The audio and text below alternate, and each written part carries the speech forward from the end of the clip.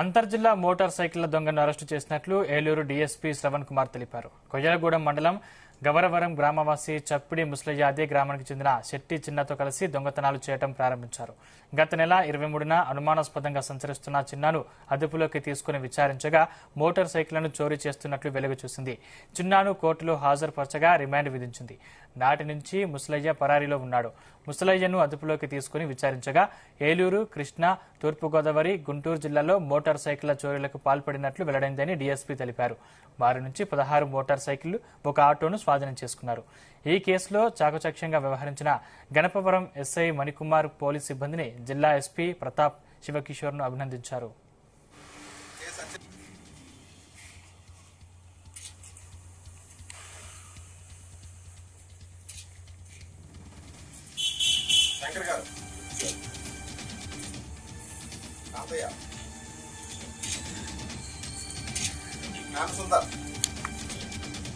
Ganapavaram police station limits లో అదేగా అంతర్జిల్లాల నేరస్తుడిని కొన్ని మోటార్ సైకిల్ దొంగతనాలు చేసే నేరస్తుని పట్టుకోవడం జరిగింది. ఈ క్రమంలో ఏంటంటే తను ముద్దాయి పేరు ఇతను చప్పిడి ముసలయ్య, 30 సంవత్సరాలు సెట్టుబడి. ఇతను గవరవరం గ్రామం, కొయ్యలగూడెం మండలం.